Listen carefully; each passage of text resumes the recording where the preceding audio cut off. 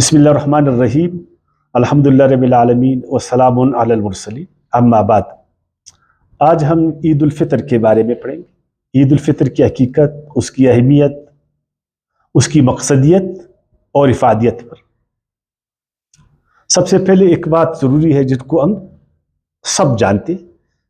ہم جب دنیا میں دیکھتے ہیں تمام مہذب لوگ اپنے ہاں سال میں ایک بار، دو بار، تین بار وہ خوشیاں مناتے، جشن مناتے، خوشیاں مناتے، تہوار مناتے۔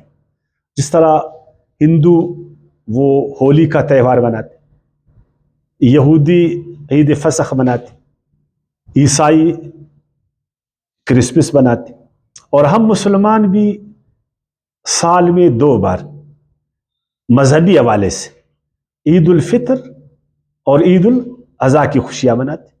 بعض لوگ پھر قومی خوشیاں مناتے، قومی خوشیاں، جس طرح ہمارے ہاں 14 اگست کو ایک قومی خوشی منائی جاتی۔ بعض لوگ پھر علاقائی خوشیاں مناتے، جس طرح جشن نوروز ہے، اور بعض لوگ ثقافتی مناتے۔ لیکن ان خوشیوں کے پیچھے ایک وجہ ضرور ہے، ایک وجہ ضرور ہے۔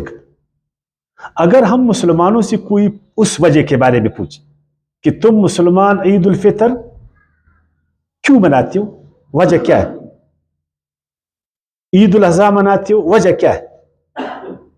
ہم جو تہوار مناتے ہیں کرسمس کا، اس کا ایک وجہ ہے۔ ہم عید فصح مناتے ہیں، ایک وجہ اس کا۔ ہولی مناتے ہیں، اس کا ایک وجہ ہے۔ 14 اگست کے دن ہم خوشی کرتے ہیں، اس کا ایک وجہ ہے۔ جشن نوروز کا ایک وجہ ہے۔ تو عید الفطر کا کیا وجہ؟ کیوں آپ خوشی مناتے؟ وہ وجہ کیا خوشی؟ کوئی چیز تم کو ملا، ایک بہت بڑی چیز آپ کو ملی، کوئی آزادی تم کو ملا۔ اگر 14 اگست کو آپ خوشی مناتے تو تم کو آزادی ملا۔ اگر یہودی لوگ عید الفصح مناتے تو اس کو آزادی ملی ہے، تم کو کیا ملا؟ تم کیوں مناتے؟ تو یہ میں آپ کو بتانے جا رہا ہوں کہ ہم پھر عید الفطر کیوں مناتے۔ اس کی ایک تاریخی پس منظر ہے، پھر اس کو آپ سمجھیں گے۔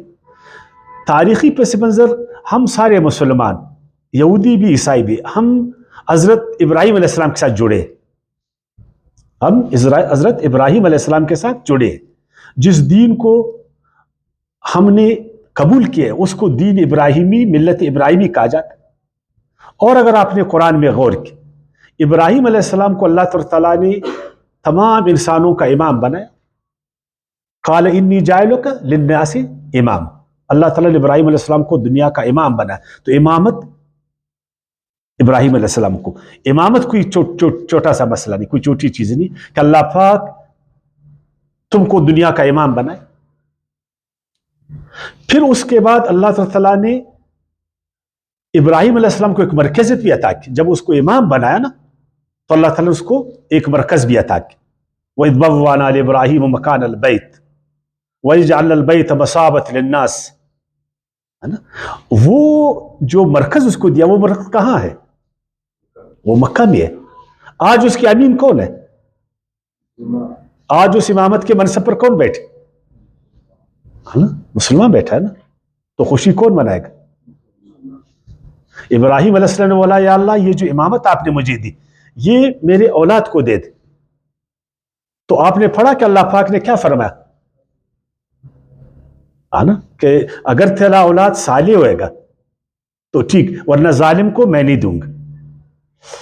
اور جس مرکز کا ابراہیم علیہ السلام امام تھے نا، وہ مکے میں ہے نا۔ ان اول بیت، سورہ آل عمران کی آیت 96، ان اول بیت وضع للناس ببکۃ مبارک وہدی للعالمین۔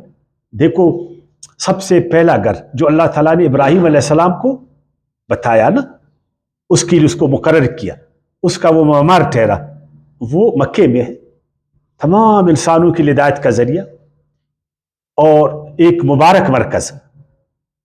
پھر اللہ تعالیٰ نے فرمایا جعل اللہ الکعبۃ البیت الحرام قیاما للناس، سارے انسانوں کے لیے اٹھنے کا سامان، اٹھانے کا سامان۔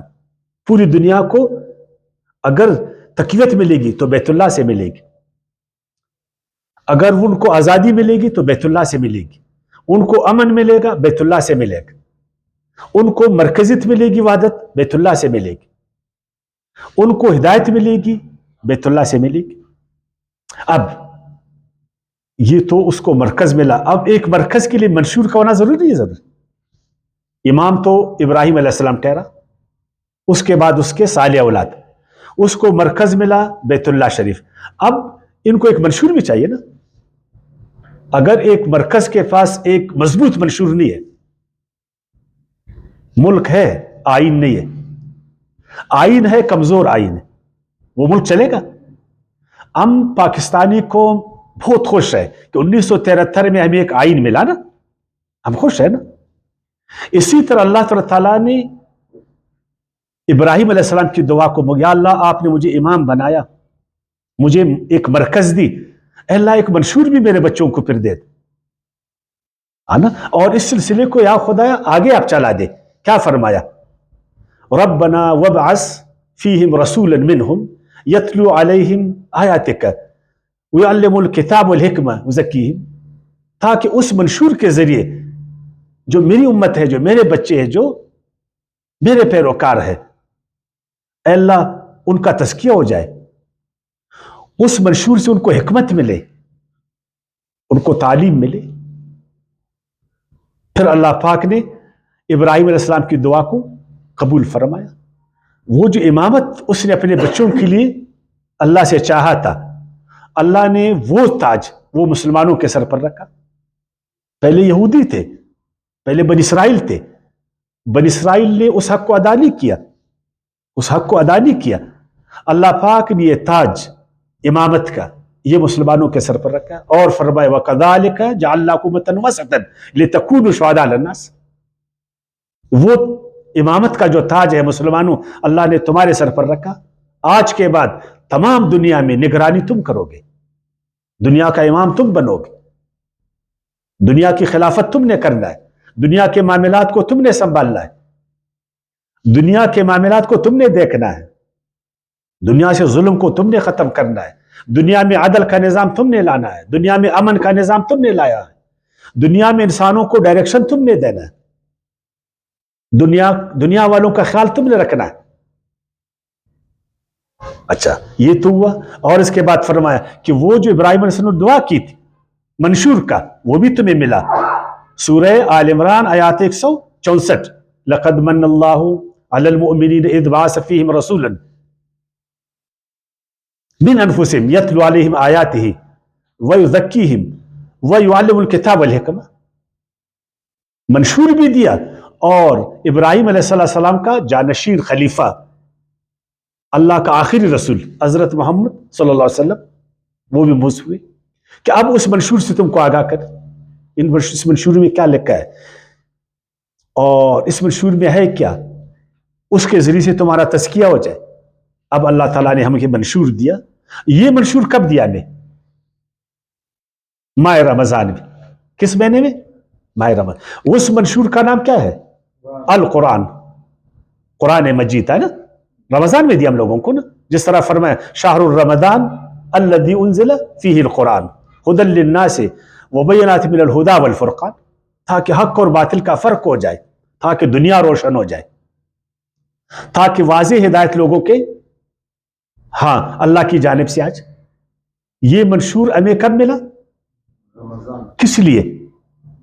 کہ ہم امامت کے قابل بن جائے, ہم امامت کر سکے, ہم دنیا میں امن لا سکے, ہم دنیا میں عدل قائم کر سکے, ہم دنیا میں ظلم کو ختم کر سکے, ہم انسانوں میں وحدت پیدا کر سکے, اور انسانیت کو انسانیت کے مقام پر لائے, ہے نا.